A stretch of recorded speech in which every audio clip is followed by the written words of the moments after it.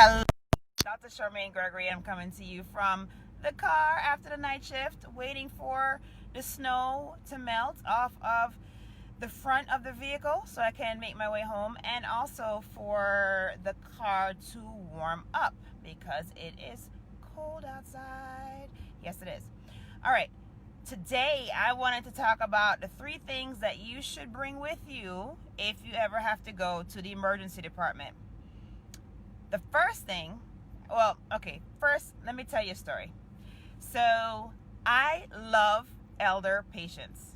I love peds too, but I really love elder patients. And it is nothing that brings joy to my heart than to be able to speak to an elder patient about their stories, because they always have the best stories. They always are, talking about the things that they did when they were younger, the things that they experienced, particularly those that still have their spouses. Those are even more interesting to talk to because they talk about how they met their spouse. They talk about all the wonderful things and all the wonderful years they've had with their spouse. And I always ask them, so what is the secret? Because I want to know what the secret is, because I want to be like them. I want to be able to say I've been married for 50 years or 60 years or however many. And, it's really cool to gain knowledge from your patients. So, I just remember this one time I was taking care of this elder gentleman, and his wife came in with him, and he was having a difficult time. He couldn't really articulate what was going on. She was able to fill in the spaces and allowed for us to have the information that we needed in order to care for him and come to the diagnosis and take care of him. So the other thing that she had very handy and was so gracious in letting us have it was she had a printout of every medical problem that this gentleman had. It also had every surgery that he's ever had, all his medications, all neatly listed. Hey, Carol, thanks for joining. All neatly listed on a laminated little card. And I thought that was the best thing ever. Hey, Kara, thanks for joining. I thought that was the best thing ever because I was thinking wow, if, you have that, if you take the moments to put something like that together, what can happen is if you're in a situation where you can't speak, this can be handed to the person taking care of you, and they'll have all the crucial information needed in order to make a decision about what's happening with you. So the number one thing that you should have when you are, you should just make it now. Like, you should just make a decision.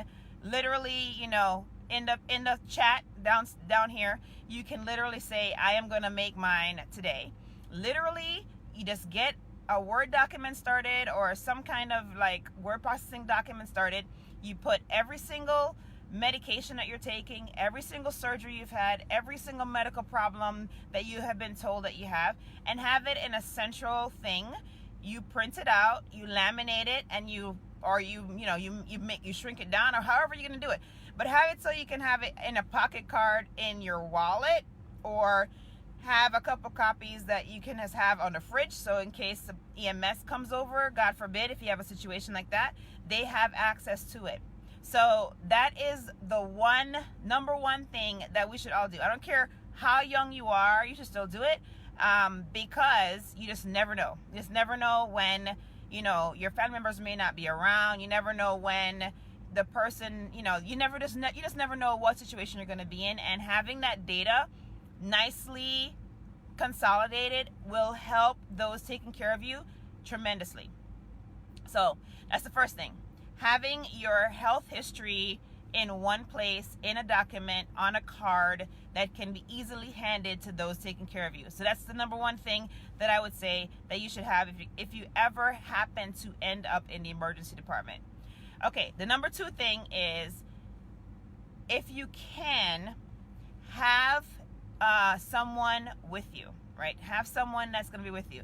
So if you can, that is also going to be helpful, because not only will this be an opportunity for you to have someone filling in the blanks like this awesome elderly female did for her hubby, but you also have someone who can advocate for you, right? So someone advocating for you, making sure that, if the call button is not close to you, that they're saying, hey, the call button's not close. If you need something, they're going out and they're calling the nursing staff or the techs to ask, can you get this for me, for this person?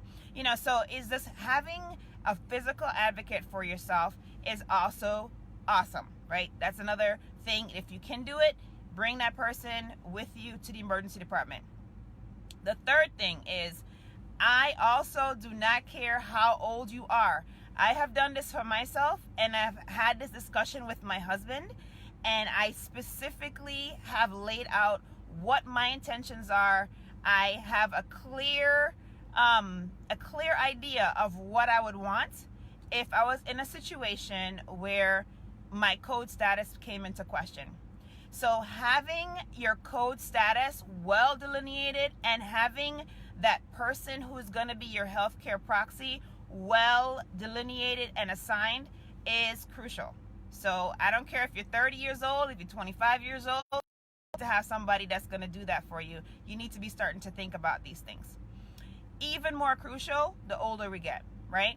So I feel like, and this is just from my experience. Hey, Heather. Thanks for joining. This is just from my experience. So let's see. I probably see a couple thousand patients a year, and I've been doing it for 15 years. So I have some experience. Hey, Stacy, thanks for joining. And, I feel like these are 3 things that we can do that can really help our care when we come to the emergency department, right? So the first thing is having a consolidated list of your health care items. So your medical problems, your medications, your allergies, your surgeries, all those things, even your doctors. If you have your doctors and your doctor's contact information on your list, golden, because that's going to be such a help to those taking care of you. And then number 2 we said was, if you can't have someone physically there to advocate for you, to fill in the blanks, to make sure that you're getting what you need.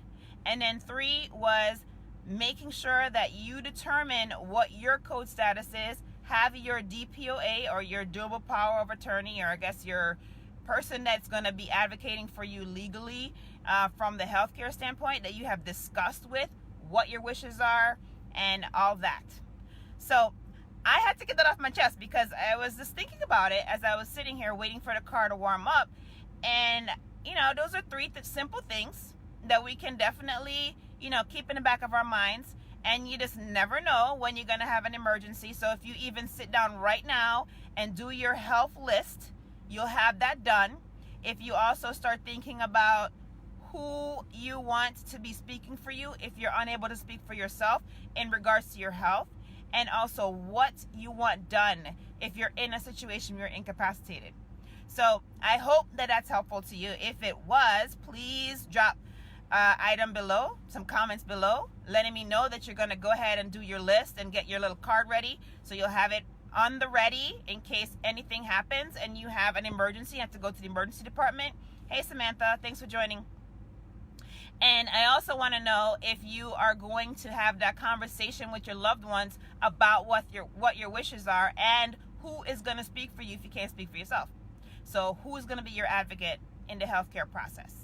All right, that's all I have for you guys. The sun is trying to come out, and it looks like the snow is coming off of my windshield, so I think I can roll now. And my the butt warmers are working because my butt is nice and cozy now, and so I am ready to go.